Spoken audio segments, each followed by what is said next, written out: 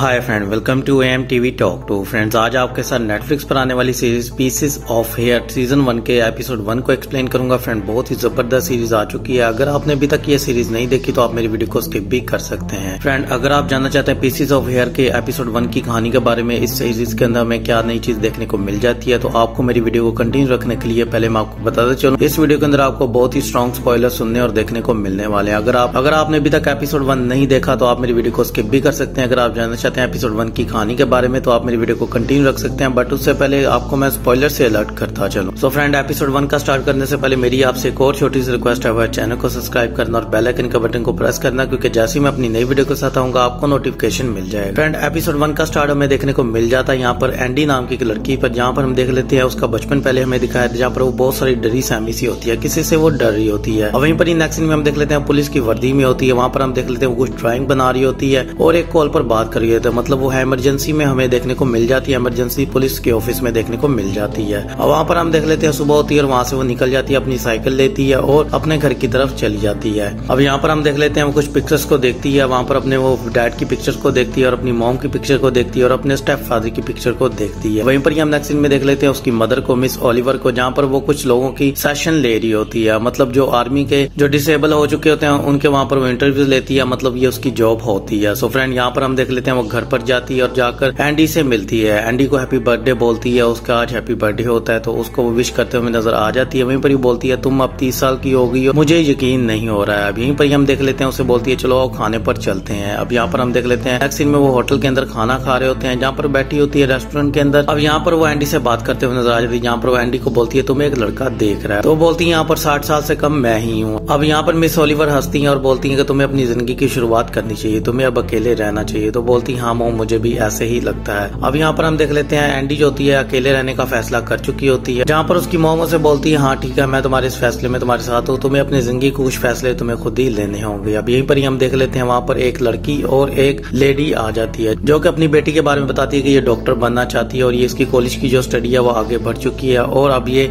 और ज्यादा पढ़ना चाहती है, मतलब ये मेडिकल में टॉप करना चाहती है। अब यहीं पर ही हम देख लेते हैं वो काफी ज्यादा बातें कर रहे थे, वहीं पर ही वो लड़का उठता है और वहाँ पर आकर उस लड़की को मारना शुरू कर देता है। अब यहाँ पर हम फ्रेंड देख लेते हैं बहुत ही जबरदस्त सीन, जहाँ पर वो लड़का आकर उस लड़की की माँ को और उस लड़की को मार देता, गोली से छनी छनी कर देता है। फ्रेंड, यहाँ पर हम देख लेते हैं बहुत ही जबरदस्त हॉरर सीन, जहाँ पर ओलिवर जो होती है अपनी बेटी को बचाने के लिए वहाँ पर उसके पास चली जाती है, उसे बोलती है कि नीचे लेट जाओ। अब वहाँ पर हम देख लेते हैं एंडी जो होती है बहुत ज्यादा डरी होती है और रो रही होती है। वहीं पर ही वो लड़का आता है, उसे बोलता है उठ कुतिया, तुझे मुझे मारना होगा, तू अपनी ड्यूटी कर। अब यहाँ पर हम देख लेते हैं उसकी माँ से बोलती है उसके पास गन नहीं है, वो पुलिस वाली नहीं है, वो बस पार्ट टाइम जॉब करती है। सो फ्रेंड, यहाँ पर हमें पता चल जाता है कि एंडी जो होती है वो कुछ भी नहीं कर सकती है, मतलब वो पुलिस वाली नहीं थी, वो तो बस पार्ट टाइम जॉब कर रही थी और इसके अलावा कुछ भी वो नहीं कर रही थी। अब यहीं पर हम देख लेते हैं मिस ओलिवर उठती है, उसे बोलती है तुम मुझे मार लो, अगर तुम्हें मारना ही है तो तुम मुझे मार डालो। अब यहीं पर हम देख लेते हैं वो जब उसको मारने लगता है तो मिस ओलिवर जो होती है अपने असली रूप में आ जाती है, मतलब अब मिस ओलिवर क्या है ये तो अभी नहीं हमें पता है। सो फ्रेंड, यहाँ पर हम देखते हैं मिस ओलिवर जो होती है उससे लड़ते हुए नजर आ जाती है। वहीं पर हम देख लेते हैं वो चाकू निकालता है और उसके हाथ में मार देता है। अब यहाँ पर हम देख लेते हैं उसके हाथ में चाकू होता है, वहीं पर वो उसकी गर्दन को काट देती है उसी चाकू के साथ। ये सीन देखकर फ्रेंड बहुत ही मजा आता है। और वहीं पर हम देख लेते हैं वहाँ पर एम्बुलेंस और पुलिस आ चुकी होती है और लड़का मर चुका होता है। अब यहाँ पर हम देख लेते हैं मिस ओलिवर को हॉस्पिटल लेकर चले जाते हैं। वहीं पर हम नेक्स्ट सीन में देख लेते हैं फिर से एंडी और उसके स्टेप फादर को, जहाँ पर हम देख लेते हैं उसके गले लग रहा होता है, उसे बोलता है कि उसे कुछ भी नहीं होगा, तुम्हारी माँ को कुछ भी नहीं होगा। और दूसरी तरफ हम देख लेते हैं मिस ओलिवर को, जहाँ पर वो हॉस्पिटल के अंदर होती है और उसके हाथ में चाकू होता है, वो मशहूर हो चुकी होती है, पूरी न्यूज के ऊपर उसी की बातें चल रही होती है। अब चर्चे हो रहे होते हैं मिस ओलिवर के, जिसने उस लड़के को मारा और बहुत सारे लोगों की जानें भी बचाई। अब यहाँ पर हम देख लेते हैं सब लोग उससे बहुत ज्यादा खुश होते हैं और यहाँ पर एक सर्जन का इंतजार होता है जो कि आएगा और उसका चाकू निकालेगा और उसके हाथ की सर्जरी करेगा। वहीं पर हम नेक्स्ट सीन में फिर से देख लेते हैं एंडी को और उसके स्टेप फादर को, जहाँ पर दो पुलिस वाले आते हैं और उस आकर इन्वेस्टिगेशन करने की कोशिश करते हैं, तो बोलते हैं हमें तुमसे कुछ सवाल करने हैं। अब यहाँ पर एंडी बोलती है मुझे कुछ भी याद नहीं आया, क्योंकि उसकी माँ ने उसे बोला था तुम पुलिस को कुछ भी नहीं बताओगी, जबकि ये बात उसको कुछ भी समझ में नहीं आ रही कि आखिरकार माँ ने ऐसा क्यों बोला है। सो फ्रेंड, यहाँ पर हम देख लेते हैं पुलिस वाले जो होते हैं उसे बोलते हैं हम तुम्हें कुछ कहानी बताते हैं। वहाँ पर वो रेस्टोरेंट में जो हुआ सीसीटीवी कैमरा में जो उन्होंने देखा वो उसे बताते हैं और उसे बोलते हैं कि तो क्या तुम्हारी माँ ने कोई आर्मी की ट्रेनिंग ली है, तो बोलती है कि मुझे नहीं पता है, अगर ली भी है तो मुझे नहीं पता। यहाँ पर पुलिस वाले को पूरा शक होता है उसकी माँ के ऊपर, जहाँ पर हमें देखने को मिलता है कि मिस ओलिवर हमसे कुछ छुपा रही है। अब यहाँ पर हम फ्रेंड देख लेते हैं बहुत ही जबरदस्त ये सस्पेंस हमारे अंदर क्रिएट कर दिया जाता है इस सीरीज को लेकर। वहीं पर हम देख लेते हैं मिस ओलिवर आ जाती है, जहाँ पर उसे बोलती है कि मुझे यहाँ से जाना है अभी। सो फ्रेंड यहाँ पर वो बहुत सारी बातें करने की कोशिश करते हैं पुलिस वाले आकर मिस ओलिवर से। मिस ओलिवर बोलती है कि मैं बहुत ज्यादा अपसेट हूँ, मुझे नहीं याद है आखिरकार वहाँ पर क्या हुआ था, सो मैं आपको फिर कभी बताऊंगी, अभी मुझे घर जाना है। अब यहाँ पर हम देख लेते हैं वो घर जाने की बात कर रही होती है, यहाँ पर एंडी से बोलती है कि आपको इधर ही रुकना होगा। तो बोलती है तुम बोल, तो वो बोलती है तुम्हें पता है कि मुझे हॉस्पिटल से नफरत है, तो मैं यहाँ पर नहीं रुक सकती हूँ। अब यहाँ पर एंडी